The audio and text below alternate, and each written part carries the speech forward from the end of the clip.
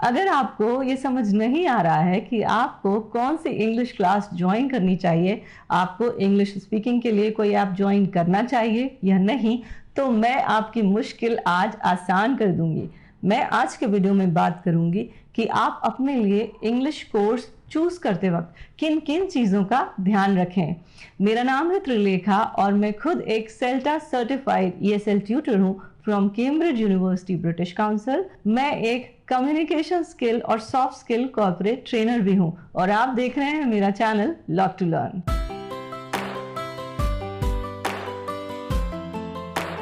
This video is for both intermediate learners and beginners.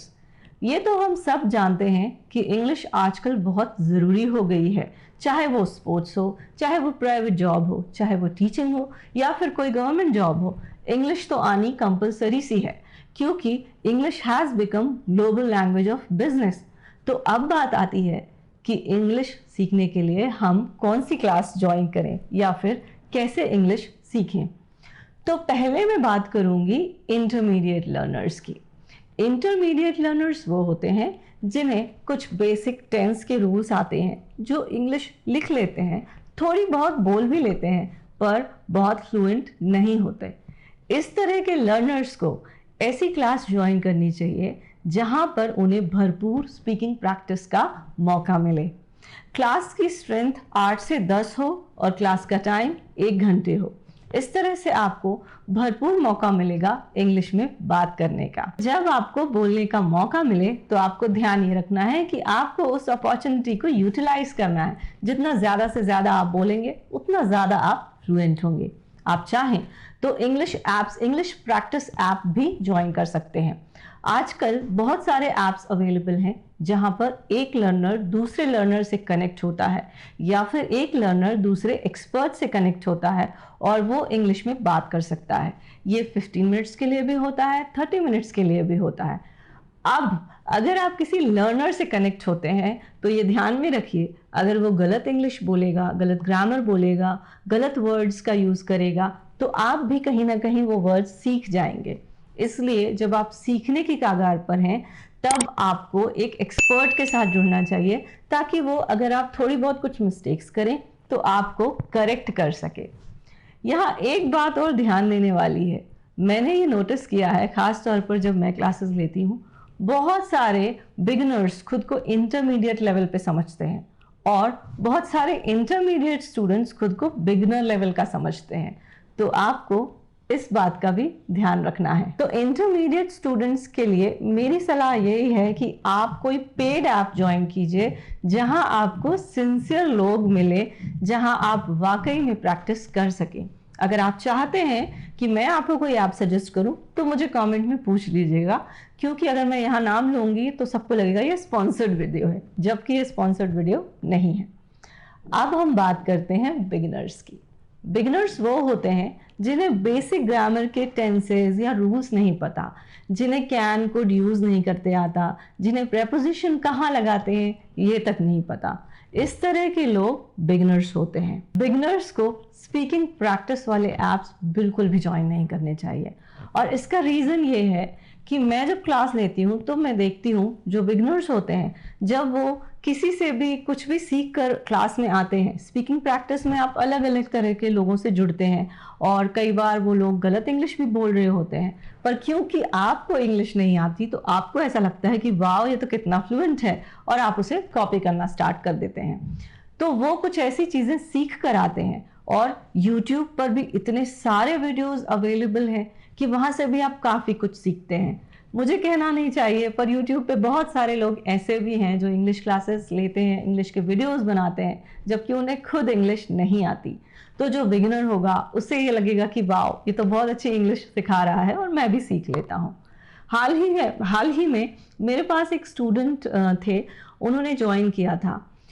उन्होंने words पकड़ पकड़ के इंग्लिश बोलनी सीख ली थी, तो वो सिर्फ वर्ड्स के थ्रू इंग्लिश बोलते थे, वो अपने आप को एक्सप्रेस नहीं कर पाते थे कि वो क्या बोलना चाह रहे हैं। टेंसेस में फ्यूचर की जगह वो पास्ट कहते थे, तो मेरे लिए भी डिफ़िकल्ट होता था उन्हें समझना कि वो क्या बोलना चाह रहे हैं। बहुत मेहनत करने के बाद भी उनमें बहुत थोड़ा सा इम्प्रूवमेंट आ पाया, क्योंकि उन्होंने जो ऑलरेडी सीखा हुआ था उसे भूलना उनके लिए मुश्किल था।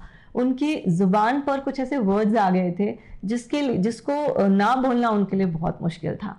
इसलिए अगर आप बिगनर हैं तो प्लीज इस तरह की कोई भी चीज ज्वाइन ना करें।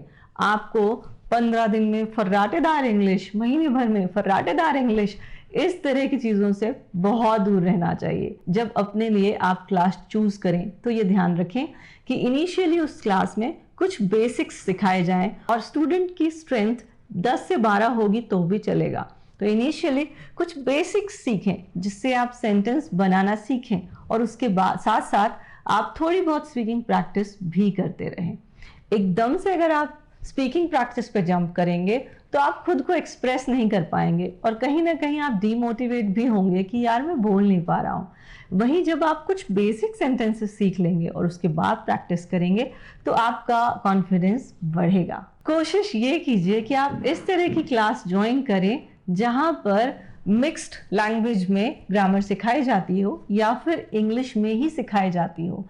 अगर आप इंग्लिश से डरेंगे और आपको ऐसा लगेगा कि मुझे हिंदी में ही समझ आता है, तो आप ये लैंग्वेज कैसे सीखेंगे?